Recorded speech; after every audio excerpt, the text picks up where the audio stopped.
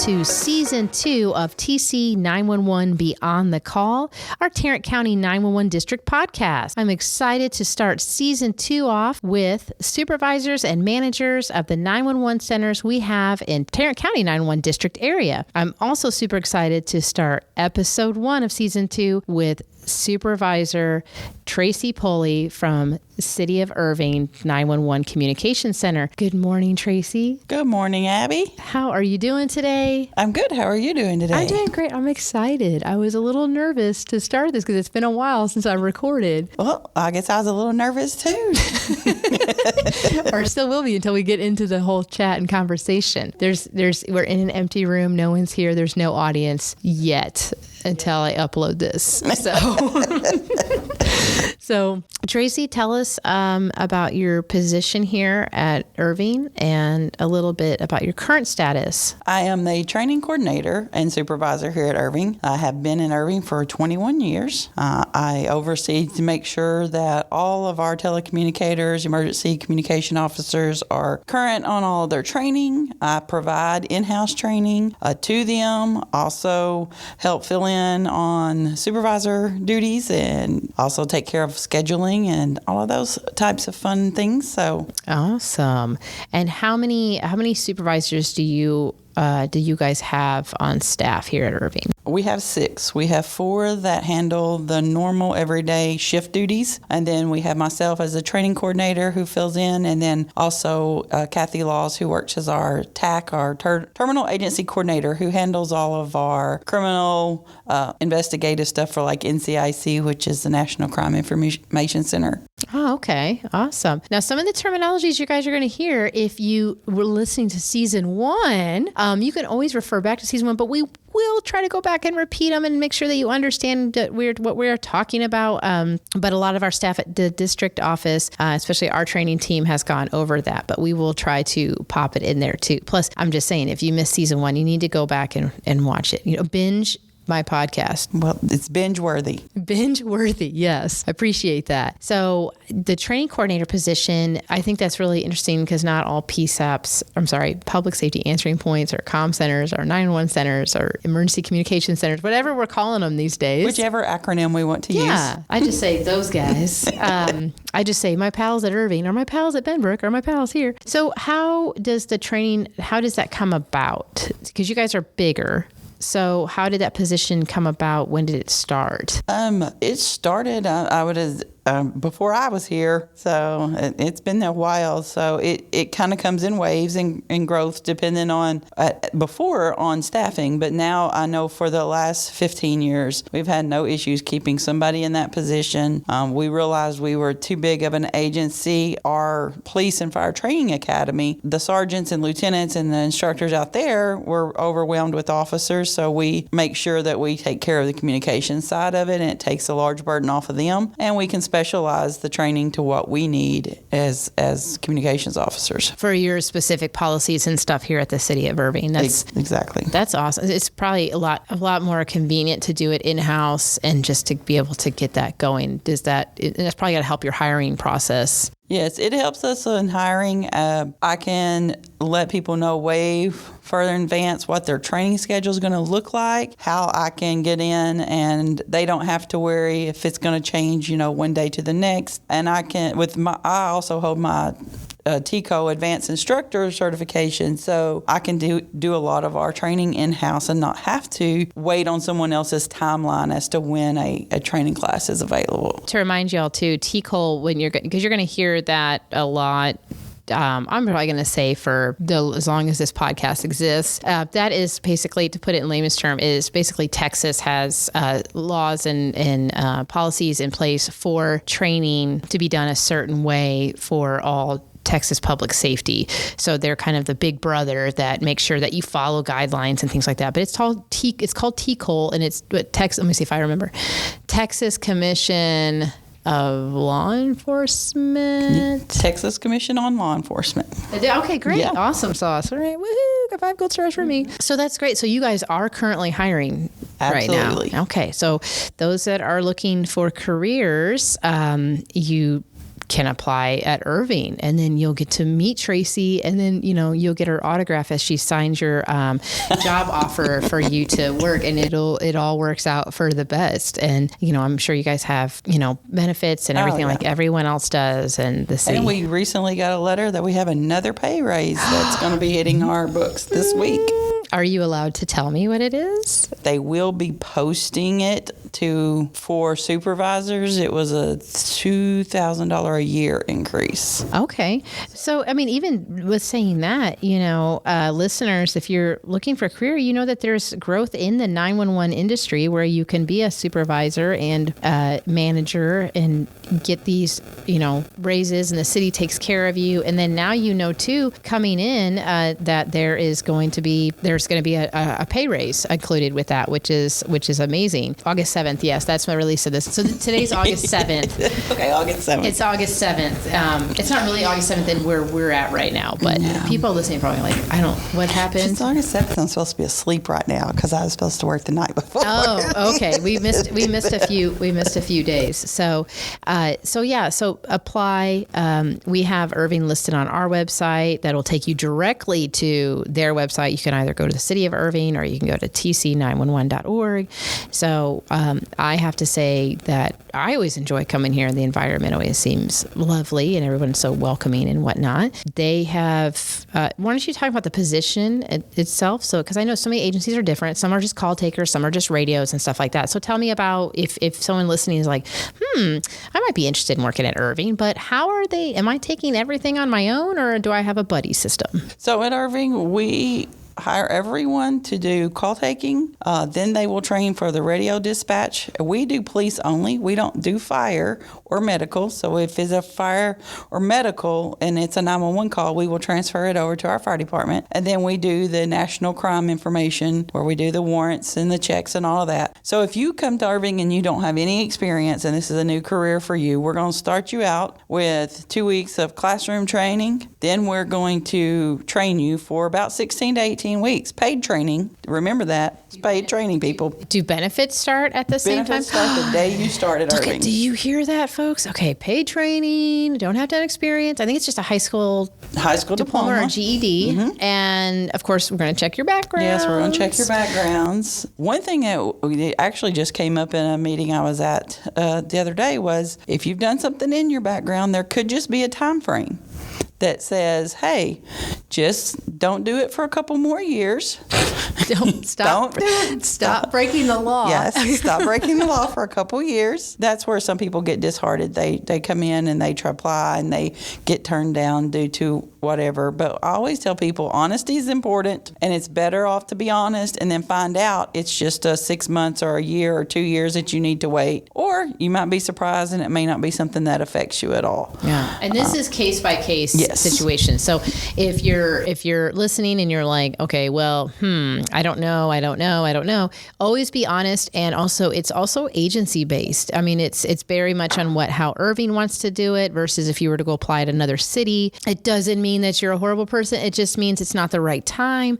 But like Tracy just said, time is of the essence, and it's on your side when it does pass, and then you can always come back and reapply. But yeah, be honest, because there are examples out there of people who work here but it's been not here, but in the career and stuff like that nationwide, that time has passed and it's something like, oh, I've had my license suspended because I kept getting speeding tickets or whatever that is. Speeding. I do not speed in a cell phone Sally car. I do not speed in Sally.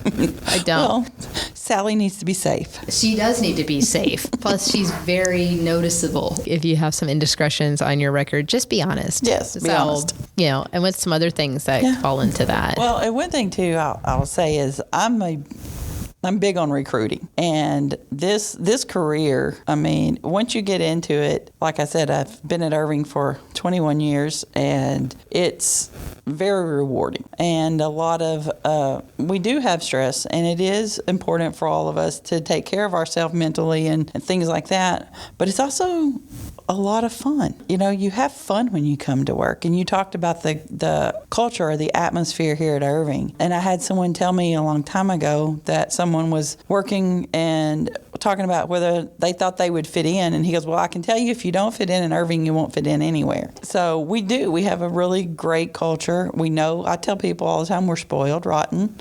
We get a lot of perks, not just the city perks, but, just working for the PD, being part of a bigger community. Mm-hmm. And it's what it's all about, is being part of a bigger family. It's a place that you can grow. If you decide all of a sudden after a few years that you're not sure you want to be on the headset anymore, if you become an instructor, if you become, you can use that as a stepping stone. At your district, you've got Sophia. We took Chantel and Sophia from you. Yes, you stole them. We're always looking for more. I actually, what came up on my Facebook memories the other day? That picture I took of you sitting when you were over there teaching, and I made you a nameplate, and it says Tracy Pulley, Chaos Coordinator. That's right. That was 4 years ago. Wow, it's been a long time. Oh. Time flies when you're full of COVID. Full of COVID. I know. I always say, wait a minute. Okay, there was nothing between then and now. It was just all smear. It's all smear. Yeah, so people you can use it as a stepping stone for other career advancements, if that's what. But there's also stuff here at the city, you said, too. There's stuff here at the city. The time you get hired, like I said, you'll get the call taker training, and then we'll let you work on your own for several months, or you get more. And you're never alone in our room. We have a minimum of 9 plus the supervisor. If you're alone in there, something has gone horribly wrong, or you maybe reported to the wrong spot. I don't know. But... You're never alone in there. I'm in this room. There's no one in here. There's a problem. But the thing is, I tell them, as long as you're willing to ask a question, yes, we have our emergency calls that, you need to be trained on, but you're never going to get trained on every single call that comes in and ask a question. Like I said, I've been doing this a long time, and I will never, ever say I've heard it all, because somebody will ask me something, and I'll be like, I don't know the answer, but let's figure this out. So we don't just leave you out there by yourself. You're always going to have that support. You can promote, after you've been here at least 2 years, you can promote to a training officer. It's not really a promotion. You do get an increase in pay, but you don't get any increase in authority. You get that whether you're training someone with you every day or if not, because I use my trainers a lot to rewrite policies, to review materials, to do some classroom teaching. They get that incentive to stay as a trainer. And then if you've been a trainer, you can promote to what we call our senior dispatcher or senior emergency communications officer, and they can act as a supervisor and work in the supervisor's office. We only have 7 of those positions, so they are very coveted promotions for those people. And then usually for our supervisors, we hire within. We will promote one of those senior dispatchers. And then from there, our manager position is also a civilian position that is usually promoted within. Our previous manager had been with the department 36 years, I believe. Shout out to Kim. Shout out. Miss you, Kim. And then our manager now has been with the department for over 25. So there's a lot of tenure in Irving, and you get tenure because you're a great place for people to work and stay. Yeah, that's amazing. And, and something else I want to point out with your guys is, there's a lot of great things with all of the agencies in Tarrant County's area. But one thing too is you guys have a really great diversity inclusion program here, specific, which I see it more in the larger cities, which is great. Like Fort Worth and Irving and stuff. Talk to me about that for, diversity and inclusion for people that are interested in applying, on how that may apply to them. Well, first off, Irving is one of the most diverse cities in the United States. We were in the top 10 of diversity just within our demographics in the city itself. But within we have we have a diversity and inclusion engagement group, and we have a committee for the city. So we have one that works specifically for all the different things in the city. Diversity as far as making sure that we're participating in any of the heritage months and the LGBTQ community. The Diversity and Inclusion Committee for the city is very much all things, whether it's ethnicity, background, whatever it is. Now we have a separate engagement group that's been developed for specifically on the LGBTQ community. And we meet once every 2 months, but big on making sure we take any issues or problems that may come up, which we very rarely have within our division here at the police department. Irving is one of the most open and diverse places I have ever worked. They are very much want to make sure that they're doing things the right way. They've recently made it where anyone can, on our city signatures on our emails, you can put what your preferred pronoun is. They've made that part of the city. We all do diversity training, and it's just, and during June, they have big events for Pride. I will say that Irving is very much an accepting and loving, place to work. That's wonderful to hear. It'd be important to, make sure that, everyone feels that they can apply, whether your background or your lifestyle or, your heritage and things like that. Exactly. So that it's a safe place to work and whatnot. So that's really important. And, career opportunities and advancements are available for everyone. Everyone, yes. And we make sure through the inclusion committees that if anyone feels like there was anything that wasn't, fair, that it is definitely addressed and looked at. So anything else with the hiring that you want to add in there as we're kind of... Be patient. Oh, yeah. Oh, my gosh. Especially as you're filling out your background packet. Yes. Background packets, you may think that we're asking for everything. They are. But we are. I think it just comes with the understanding that we're not trying to use the information against you. We're just trying to establish what kind of culture you have in your life. And I remind people, too, when I do interviews, is we can't choose our families. Yes. So, a lot of people come to us with some very, unhealthy type of family dynamic. That's how best way I can put it. I tell them, you can't control what your family does. You can't control what family you were born into. You just let us know what those things are and we can work through that. What affects people the most is who they choose to hang out with. And that can be an issue. But yes, we ask a lot of in-depth personal questions and you probably roll your eyes and think, why in the world? But I will tell you this, we are looking at you from the time you submit that application through every single process. So doing your due diligence and filling your application out correctly and following rules and following this directions all the way to filling out that personal history statement to getting your documents in on a timely manner. All of those things are so important whether you're applying for Irving or anywhere else because we're looking at you just like if you walked into our agency and was hired, we're assessing you from that very beginning to whether or not you're going to be a good trainer or whether or not you'll be a good leader eventually. We're going to help you and mold you, but we're also looking at your initiative. And if you're able to take direction and if you're able to follow those directions from the time you fill your application out through the whole process, do your due diligence in filling it out correctly, be timely in getting your stuff returned, and then be patient because we have investigators who are going to look over those packets, and we only have 1 or 2 supervisors who do it. And that is something they do on top of their normal everyday duties of running the comm center. It can be tough, especially if you've applied for 2 agencies and you're waiting to hear back from one agency, but then the other agency calls you first. And this is getting way personal, isn't it? What, that you stood us up and left us?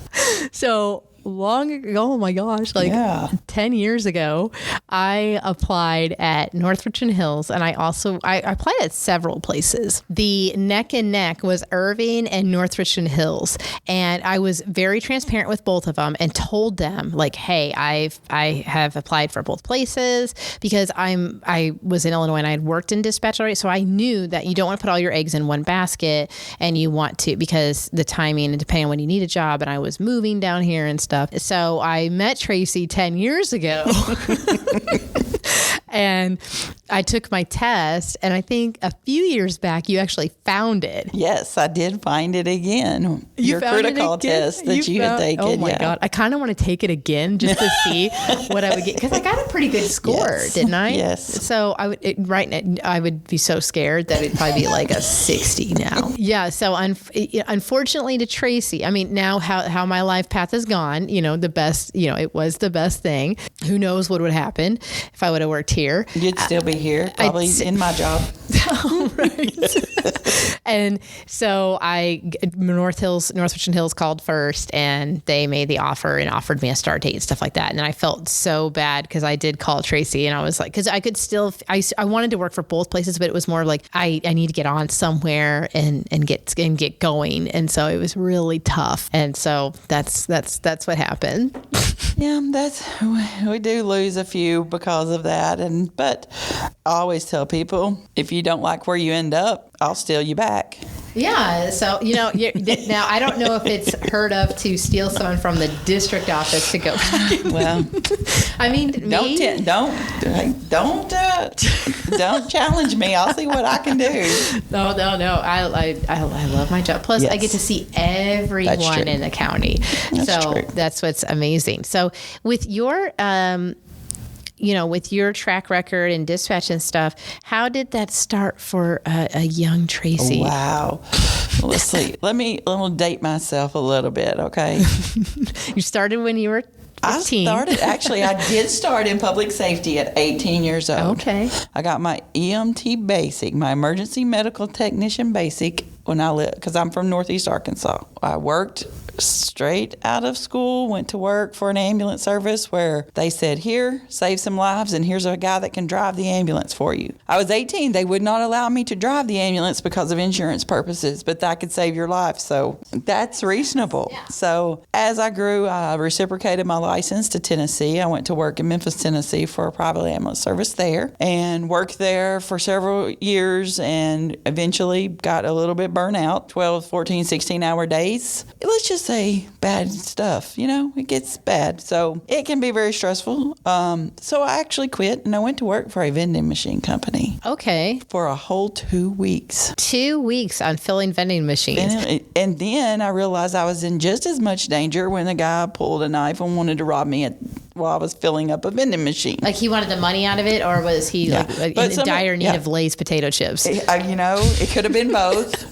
But fortunately for me, it was at one of these labor force places type things in Memphis. And the other people from the labor force jumped up and took care of him. Oh, nice. Yeah, so I didn't lose any Lays or money. So Yeah. You can take your snacks or your cash. That's awesome. But I already knew that I wasn't staying. There was too many ambulances, too many sirens, too much going on, and my head was like, can't stay. Nope, my heart's in public safety. So I had called an ambulance service that had been trying to headhunt me for a long time, and he said, yes, I got a girl going out in maternity leave in 2 months, and you can take her spot. During those 2 months, I needed a job, and I was not going to continue filling vending machines. So I called my old ambulance service back, and he goes, you know what, I got a position in dispatch. You want to come up and dispatch until then? And then you can go over there, or you can do both, or whatever. And I said, sure. And then that was pretty much it. I started dispatching medical, loved it. Ended up not going back on the ambulance. Stayed in the dispatch world, except for a few times where I had to go out and help. But eventually went to Bartlett PD in Tennessee, and then came to Texas. Like you said, I applied in lots of different places around here. Sat right here in this very seat I'm sitting at right now and interviewed for the job with about 8 people in the room at the time. Don't worry, people, we don't do 8 people anymore. What do you guys do now? Because that is I have to say too, and I even grew up in public safety. I mean, I grew up in a public safety family, and sometimes when people ask me, they're like, well, what's the interview for? I'm like, oh, there's always like a lot of people in the room. For our frontline, or for our first hires, it's usually one person in a room with you now, maybe 2. Okay. That's less intimidating. Yeah. And then when it gets to the background investigator portion, you'll end up with 1 or 2 background investigators and just remember, their job is to intimidate you. They're police officers who are trying to see if you're lying. Do they get the lights out and grill you? Yeah, I don't know. Do you still do the polygraph test? Yes.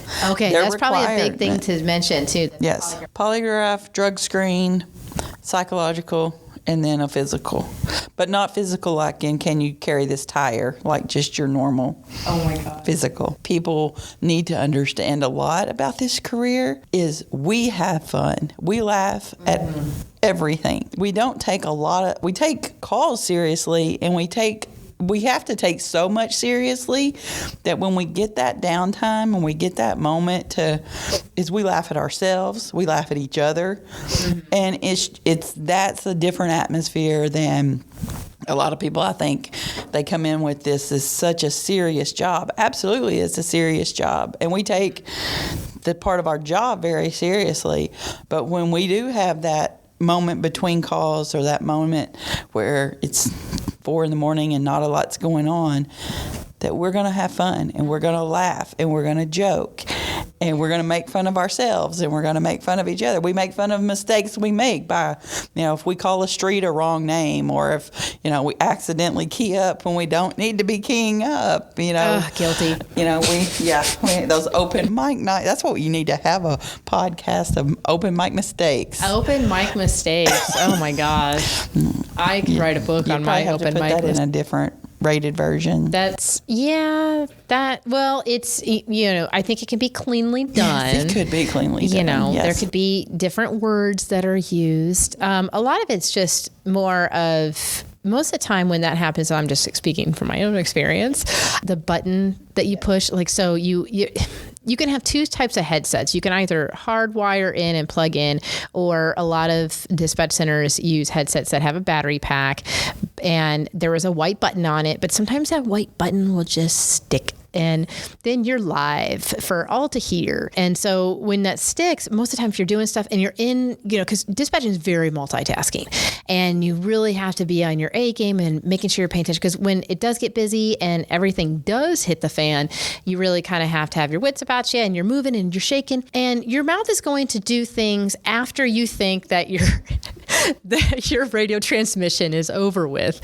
And sometimes that button sticks, and it's not anything negative. You're just like, sometimes it's just almost like, if you're at work, and this is for any industry, you're at work and you're just like, oh my gosh, when is this going to end? And sometimes you have a few choice words that might slide in there, but you're still keyed up and you say something like that. Yes. Or like me, I was very much into singing when different things. And one time I think the ambulance came, I think I was working fire, and this was over 4 cities for a consolidation one. They were telling me they were en route to a hospital, and you just have to repeat back what they say. I went ahead and said it, but then I was still keyed up, and I just started singing en route to Norhill, and I just started and I was like, and then all of a sudden they get on, they were like, dispatch, can you repeat that last traffic? And I was like, oh God. And when that happens, everything, every emotion, every muscle, everything in your body becomes weak. Yes. And just goes right out the tip of your toes, and your heart just falls out, and you're just like, there's a Rolodex that goes in your head of what was just said, what all was said, what all was said. You're just like, oh God, oh God, oh God, oh God. Okay, no, I think it was all good. I think we're fine. Everyone's safe. We're good. No problem. But it can be very animated. It can be very fun. But that's the kind of thing, and that people, we just,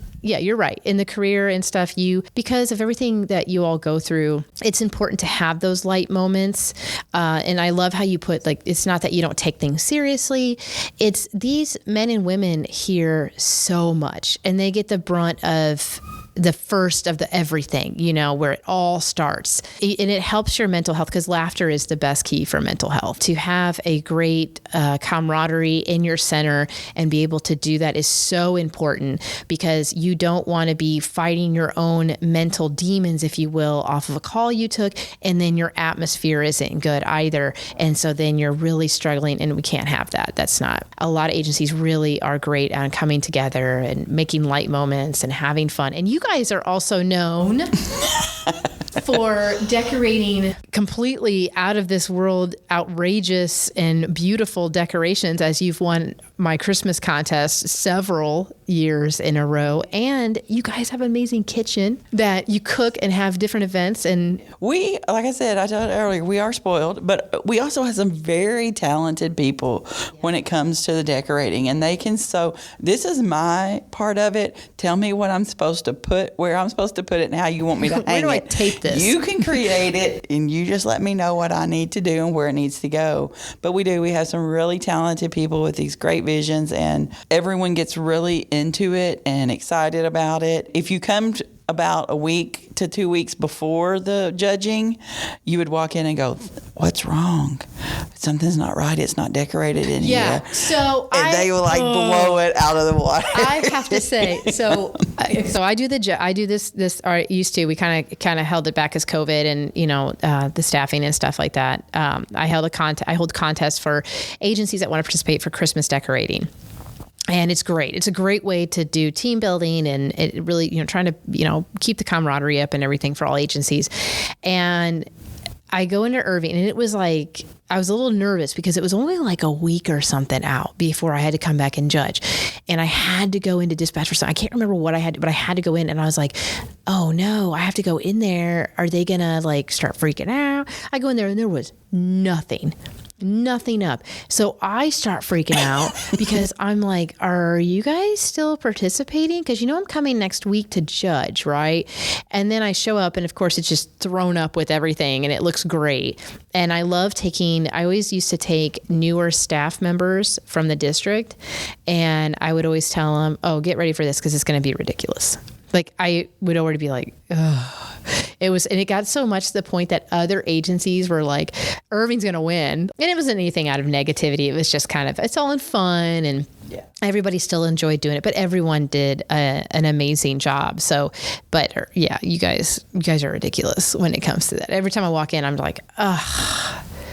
They make it like just too easy to be like, okay, come on. Because it's attention to detail. And I'm nice and I give tips when I give out everything. I'm like, I like creativity. I love humor. I love Easter eggs, like just hidden stuff and everything. So when I see that, it just cracks me up, and prior to my own, past eating habits, I used to be like, snacks help. And I believe that when your eating habits started changing, I reminded them, I'm like, if you're going to do snacks, make sure you're doing healthy snacks. They got to be healthy. They got to be Abbey friendly snacks. Abbey friendly snacks. Yeah, there was a few agencies that had like, we have unsalted almonds for you. We have this for you. But it went from like Rice Krispie, because Rice Krispie treats used to be like my vice, and I love them. And now it's a different option. So, but anyway, so that's, another part of your guys' camaraderie. Yes. But you guys also decorate for TC Week, too. We do decorate for TC Week. The supervisors will get together. We will vote on a theme. I can't remember what we did this year, but I know in the past we've done beach themes where we even brought in sand. Oh, my gosh. And made a little beach, and we've had people riding the bicycle up and down our ramp to get in, and we've done game night where we had the whole room look like a giant Monopoly board, and we had it taped up around the room, and we had giant dice. Everybody got to roll the dice. And then that year I got arrested for holding up the Monopoly bank. Whoa, okay. You need to maybe kind of clarify that. That was even I was like, wait a minute, what? I need to pause the podcast. So the supervisor's office was the Monopoly bank, and we had it decorated. I came in and robbed the bank. So there's pictures where they have me over in CID with all the Monopoly money, laid out in front, and some cigarettes, but we weren't actually smoking. They were just laying there fake cigarettes, like a fake interrogation.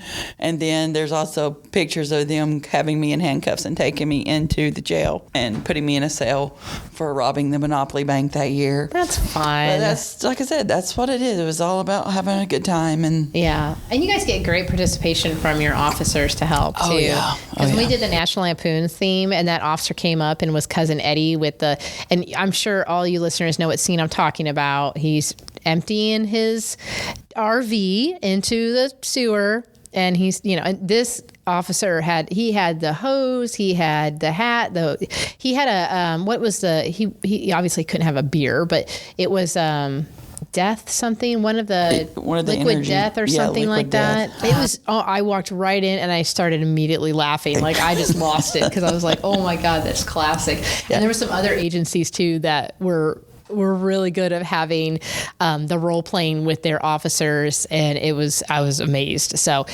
that's great to hear. You guys did do the what was the one for the Texas? Didn't you decorate the room? That was we did. during we did COVID. a roundup. Like we had it decorated all in like a OK Corral, like Texas themed. We had place set up for people to take pictures. Yeah, because you could be the X. Yeah, because I took my picture there. Yes. Yeah, and I had a cooler that had like the rustic Texas, and we kept it in the middle of the floor full of drinks and stuff for everybody. Non-alcoholic caffeine, as in Monsters and stuff to stay awake. Scary. All those things. No. Scary Monsters.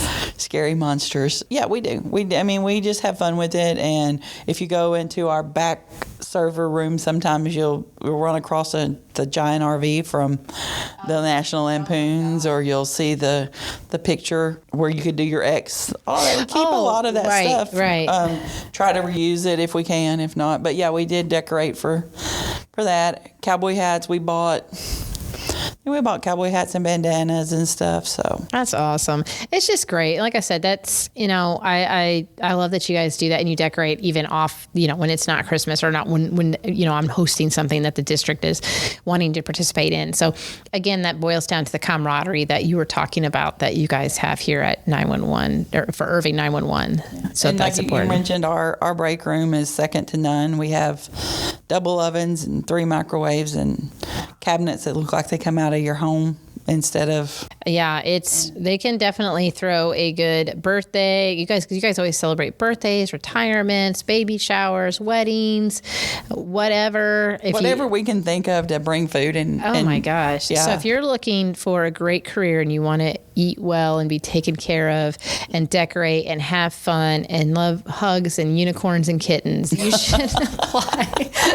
Yeah. There's many great agencies, but Irving is one of them in our district area. And actually, you know what? I guess I should say too, because I wonder if someone's probably thinking, why is Irving in Tarrant County's district? Tarrant County district? We all ask that question, but we just embrace it. No.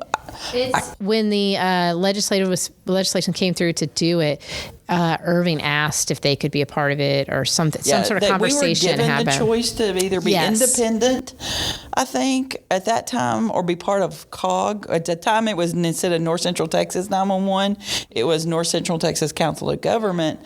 And for some reason, I don't know if it had something to do with geography, but Irving was given the option to join Tarrant County's district, and that's what they opted to do. And I'm thankful that they did, because I think our district spoils us rotten. And I have basically a second career at the district, whereas being able to teach and stuff. Yeah. That I've been out there. And it's been a while, though. Yeah. I haven't seen you there in a while. A lot of things I've been really busy. I got asked to go to Laredo and teach, and I had to tell them that it would have to be after the first of the year. And we're halfway through this year. Yeah. And that's another part of joining the public safety, the whole 911 family, because, you teach on the side too. Like you'll arrange your schedule here at Irving, and then you go and you teach dispatchers. And what are some of the courses that you do? I teach active shooter, teach tactical dispatch. I've been part of the basic licensing, crisis communications, help build the foundations of retention and teach that one. Recently, I gave a thing on succession planning, but leadership, pretty much, I stay very active in the Texas 911 trainers, which is a group of trainers across the state. And we stay very active with TCO, the Commission on Law Enforcement, to help with writing and making sure curriculum is up to date and things like that. And recently I served on the telecommunicator CPR committee to write that course material, and worked with TCO on that. So it gives me an opportunity, I love to get behind the radio and dispatch still. I did it yesterday just because I enjoy still dispatching.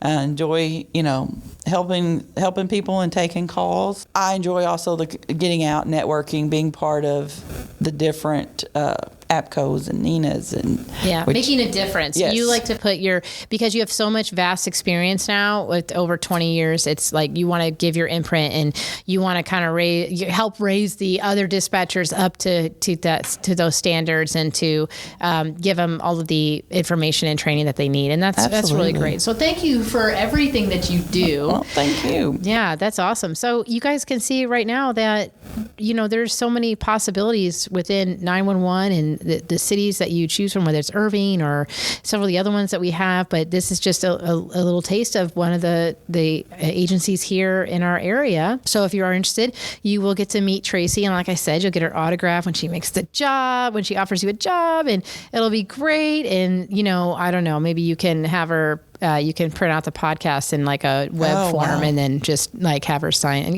who knows? And when we ask the question, like, what research have you done on the position you're applying for? I watched Tracy on the podcast, or I listened to Tracy on the podcast. Listen to Tracy on the podcast. So that's awesome. And then she'll tell me, and then I'll feel all giddy because you listen to my podcast. So that's awesome. So I really appreciate your time, Tracy. Well, thank you. I don't want to keep, since you're so busy, I don't want to hold you up any longer. We appreciate all you do for the district. And I was listening to your podcast with Chantel, and where you've taken your position and what you've been able to do for the PSAPs and getting that message out there has been very frontier-like. I mean, it's right there, and pushing it and helping. When I say frontier, I mean because nobody had done it before, and you're pushing it to that level, and you're making 911's voice be heard other than, do you have an emergency? Yeah. Well, I always say I work for you guys. That's the end of that's where I draw the line. You took the job at North Virginia Hills. You don't really work for me, but I work for you guys. It's not the other way around. So I am very much, I love being your cheerleader. I love doing whatever I can to help out when I can and things like that. So I appreciate that. Thank you so much. You're welcome. And everyone, thank you so much for listening. I'm excited to do season 2, and we just finished episode 1. So join us next time as we talk to another supervisor from one of our many other different agencies in Tarrant County. And remember, you can listen to our podcast on our website and all of your popular favorite podcast platforms. And until next time, have a fabulous week.